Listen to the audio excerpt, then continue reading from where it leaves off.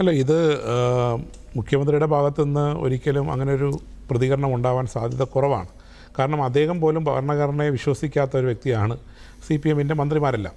പക്ഷെ പ്രത്യക്ഷമായി പൊതുസമൂഹത്തിൻ്റെ ഇടയിൽ ഇത്രയും ദോഷകരമായിട്ടുള്ള ഒരു പരാമർശം നടത്തുമ്പോൾ ആ പരാമർശം വളരെ ഗൗരവത്തോടുകൂടി എടുക്കണം. ഇപ്പോൾ നേരത്തെ ഇവിടെ നിയമവിദഗ്ധൻ ചൂണ്ടിക്കാണിച്ചതുപോലെ ഇപ്പോൾ പോലീസ് ഈ കേസുമായി ബന്ധപ്പെട്ട് വലിയ ഒളിച്ചുകളിയാണ് നടത്തിയിട്ടുള്ളത്.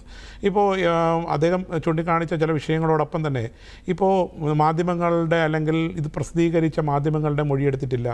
ആ പ്രസിദ്ധീകരിച്ച ശബ്ദരേഖ ശരിയാണോ എന്ന് ലാബിൽ കൊടുത്ത് ടെസ്റ്റ് ചെയ്ത് അതിൻ്റെ പരിശോധന നടത്തിയിട്ടില്ല, ശബ്ദ പരിശോധന നടത്തിയിട്ടില്ല. അപ്പോൾ ഇങ്ങനെയുള്ള ഒത്തിരി കാര്യങ്ങളെ മറച്ചു വെച്ചുകൊണ്ട് ഈ കേസിനെ വളരെ നിസ്സാരവൽക്കരിച്ചുകൊണ്ട് ഇതിനെ ഒഴിവാക്കാൻ വേണ്ടിയിട്ട് വലിയൊരു പരിശ്രമം നടന്നു. ആ പരിശ്രമം ഇടതുപക്ഷ ജനാധിപത്യ മുന്നണി നേതൃത്വം കൊടുക്കുന്ന സർക്കാരാണ് അത് ചെയ്തത്. അന്ന് ആ സമയത്തും ഈ സമയത്തും ഒക്കെ ആഭ്യന്തര വകുപ്പ് കൈയാളുന്നത് മുഖ്യമന്ത്രിയാണ്. അപ്പോൾ മുഖ്യമന്ത്രിയുടെ അറിവും സമ്മതത്തോടു കൂടിയാണ് ഈ അട്ടിമറിയെല്ലാം നടന്നിരിക്കുന്നത് എന്നുള്ള കാര്യത്തിൽ യാതൊരു സംശയവുമില്ല. അപ്പോൾ നമുക്ക് മുഖ്യമന്ത്രി ഒപ്പം ഈ കേസിൽ ഭാഗവത്തായിരിക്കുന്ന ഒരു സാഹചര്യമാണ്. മുഖ്യമന്ത്രിയാണ് ഈ സജി ചെറിയാനെ സംരക്ഷണം കൊടുക്കുന്നത്. അപ്പോൾ മുഖ്യമന്ത്രിയാണ് ഇതിന് യഥാർത്ഥത്തിൽ മറുപടി പൊതുസമൂഹത്തിൻ്റെ അടുത്ത് മറുപടി പറയേണ്ടത്.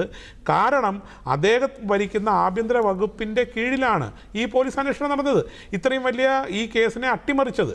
അപ്പോൾ നേരെ ചൊവ്വേ അന്വേഷണം നടത്താതെ ഈ കേസിനെ വളച്ചൊടിച്ച് അതിനെ നിസ്സാരവൽക്കരിച്ച് തെളിവുകൾ കോടതിയിൽ സമർപ്പിക്കാതെ ഈ കേസിനെ ദുർബലപ്പെടുത്താൻ വേണ്ടിയിട്ടുള്ള വളരെ ആസൂത്രിതമായിട്ടുള്ള നീക്കങ്ങൾ സർക്കാരിൻ്റെ ഭാഗത്തു നിന്നുണ്ടായിട്ടുണ്ട്. അതിൻ്റെ അടിസ്ഥാനത്തിലാണ് ഈ കേസ് ഇല്ലാതാക്കാൻ വേണ്ടി പരിശ്രമം നടത്തിയത്. പക്ഷേ ആ കേസ് അങ്ങനെ ഇല്ലാതാകില്ല എന്നുള്ളത് പൊതു സമൂഹത്തിലും പൊതു മാധ്യമത്തിലും ഒക്കെ ഇതിൻ്റെ രേഖകൾ ഉള്ളിടത്തോളം കാലം ഇതങ്ങനെ അവർക്ക് തള്ളിക്കളയാൻ വേണ്ടി സാധിക്കില്ല. അപ്പോൾ അതാണ് ഇതിനകത്ത് ഏറ്റവും കണ്ടത്. അപ്പോൾ ആ രേഖകളെ വളരെ സജീവമായി പരിശോധന നടത്തി അതിൻ്റെ തെളിവുകളും റിപ്പോർട്ടുകളും സഹിതം മൊഴികളും മറ്റ് നിരവധിയായിട്ടുള്ള ആൾക്കാരുടെ മൊഴിയെടുക്കാൻ പറ്റും. കേട്ട ഒരുപാട് ആൾക്കാരുണ്ട്, പൊതുസമൂഹത്തിൽ തന്നെയുണ്ട്, മാധ്യമപ്രവർത്തകരുണ്ട്, വിശ്വാസയോഗ്യമായിട്ടുള്ള ജനവിഭാഗങ്ങളുണ്ട്, ഒത്തിരി ആൾക്കാർ സമൂഹത്തിൻ്റെ വിവിധ തലങ്ങളിലുള്ള അവരുടെയൊക്കെ മൊഴികളെടുക്കണം.